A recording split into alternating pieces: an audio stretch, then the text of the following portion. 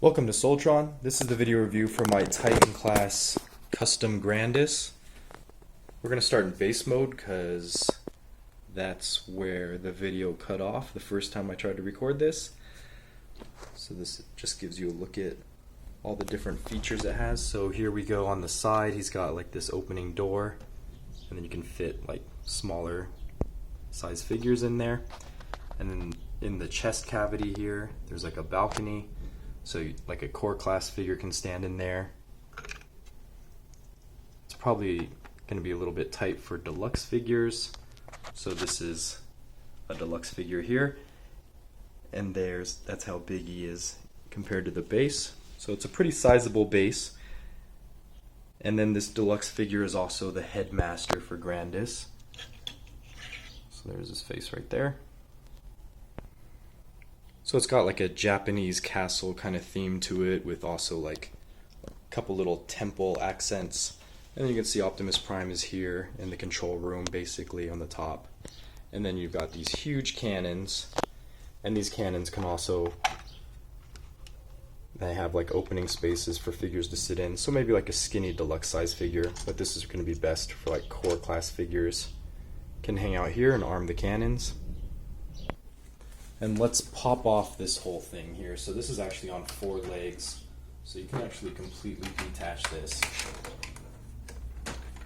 And this can be just positioned anywhere else in the base, or maybe like in the front here to guard the base. But yeah, this whole assembly can go pretty much anywhere else.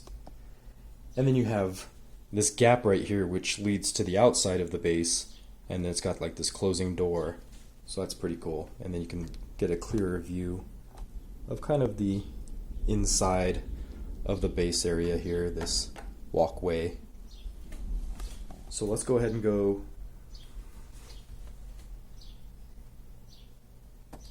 So let's go ahead and check out the other side of the base here. So if we went through this door, this will lead out the front gate. So I'm just gonna have to fold all this up.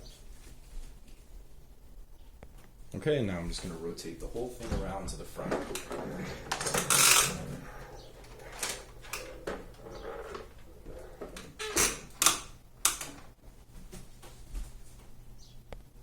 Okay, and here's a look at the front of the base, which I think turned out really nicely. So these black parts are like little windows. It's supposed to represent kind of like a Japanese castle.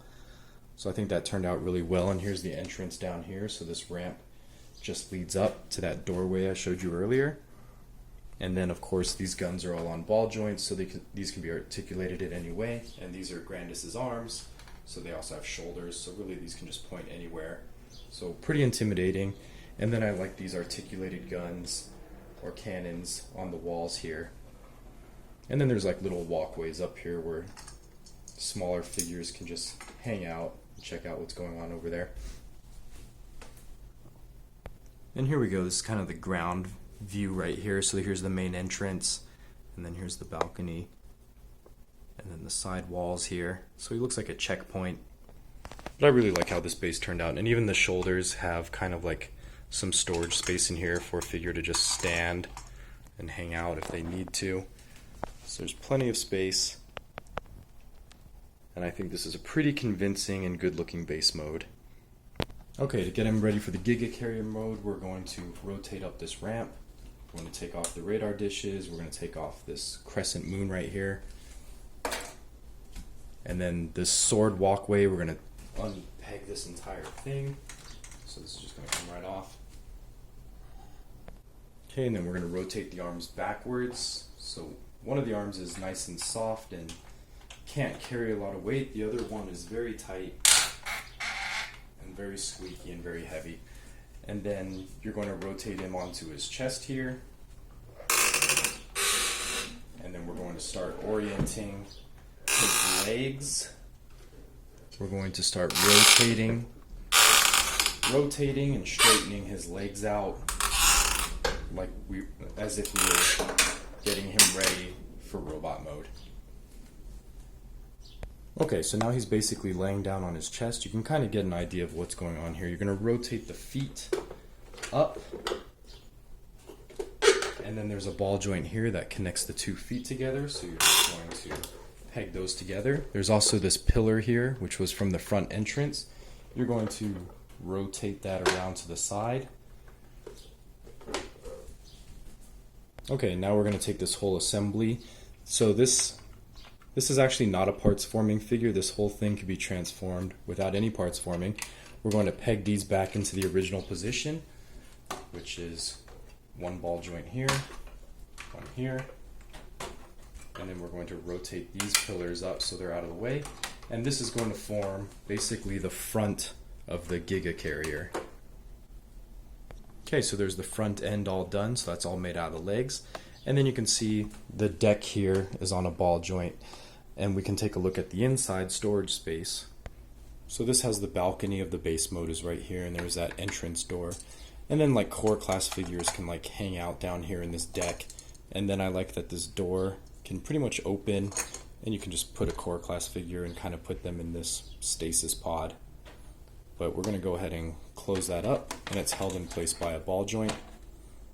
And we're going to take that walkway from earlier, just turn it upside down, and that's going to carefully sandwich here. It takes a little bit of doing. You have to flex the plastic a little bit to get this correctly in place. So this is basically how the Giga Carrier looks. We're going to rotate the arms so that the cannons are facing forward. Okay, and the last step here is we're going to install the command center, which goes here on the deck. So we're going to transform this guy in a different way to make the command center. Okay, there we go. So the command center is now in place. So this is what the Giga Carrier looks like, all assembled. So I think this looks pretty cool. I really like how the front end looks. And then coming up all the way to the deck. And you can put like a Voyager plane on here, but it's clearly too big. It's not really going to work out. This looks a lot better with core class figures, or like maybe mini-cons too would work out really well. And then there's not much going on in the back here, and the side view is a little bit untidy. There's some gaps around the waist, but the rest of it looks pretty good. But yeah, I really love this Giga Carrier, and it's got wheels, so it can roll back and forth without having to worry about the paint. Okay, to get them ready for robot mode, we're going to take off all these extra little bits. So this and the command center.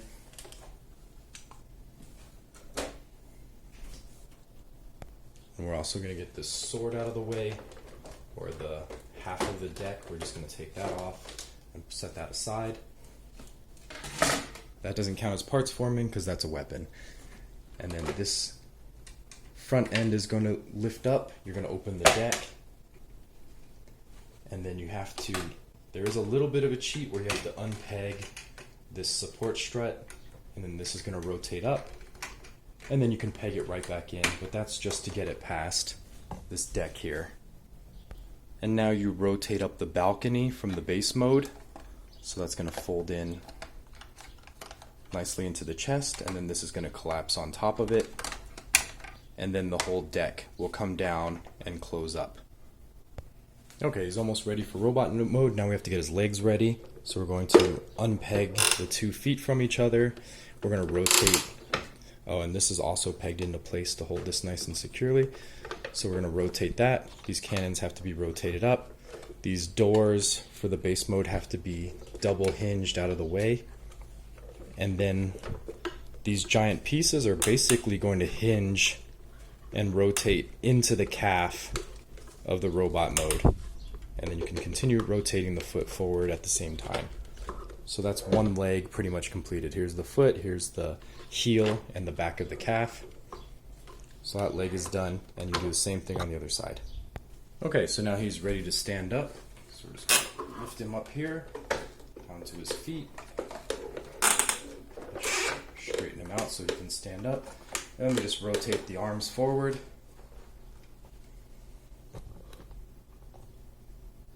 Okay, here he is standing up, so we're just going to straighten out his toes here, and then split open his chest treads.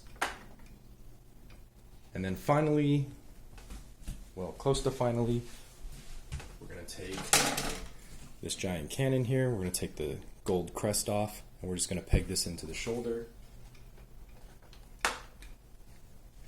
So it can become like a shoulder cannon. And then we're going to take his headmaster figure and combine all this into a head. Alright, and let's take a look at this head for a minute. But this, I think, is a pretty cool looking head. Everything comes together pretty nicely. He's got a definite Grandus as a samurai kind of look.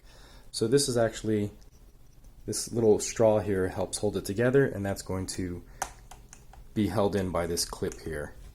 So that just shoves in right there, and you have to like take this panel off to access it because your finger needs to be able to go in here. But then you just peg this right back in afterwards. Okay, and then finally to finish him off, we're going to take his radar pieces and we're going to just put those next to his head. So those just peg into these little tabs right here. And that's his completed head. So this is one of his configurations where he's got like these cannon fingers and then a shoulder cannon. So this is a pretty aggressive looking mode, but he's actually got another mode. So we take all these little bits out, and these two big ones are going to peg onto his shoulders, and the two little ones peg on like at his knee. And then we're going to take this large cannon off, and we're going to fold this up, and this is actually going to become his cod piece. So you're going to have to navigate these barrels between his legs, and then this is going to peg into a ball joint down here. Okay, and now we're going to rotate his arms around so his clampy hands are going to be facing front. And here he is all transformed, and I think he looks incredible. He just looks like a walking castle. I think he looks just really good. So he's got a double ball joint neck so he can pull off a lot of poses. It's very articulated. He can look around, he can look down, he can look up a lot. And then he's got,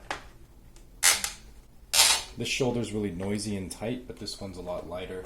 So the shoulders can rotate around 360 degrees. The arms can get about that much outward motion. And then he's got ball jointed elbows. This one's a lot quieter, so I prefer to do this one. So, and those can bend up and down. So his elbows can only straighten out like that much, but they bend, here's 90 degrees, so they bend more than 90 degrees though. And then he has ball jointed wrists. He's got like this clamping motion here, which is also on a ball joint. He's got a lot of spread in his legs so he can get a big A stance. And then he's got ball jointed feet as well, so the feet can pretty much turn in any direction. They can face any way. And then his knees are a little bit limited. They're more like 45 degrees. They don't really bend 90 degrees, but he does technically have knees. And then finally his sword pegs into these slots here, just by the red shaft has holes in it. So with all his articulation, he can get into some good like sword wielding poses, and this arm is really tight so he can hold this sword no problem. And then finally his last feature is this ball joint is to peg onto this armature, and this holds his sword on his back like that for weapon storage. So we'll do a 360 and then a size comparison, and that's about it. So this is how he looks from the side here, so not much to look at really. And then in the back view, so I think that looks pretty cool, just a huge aircraft deck on his back.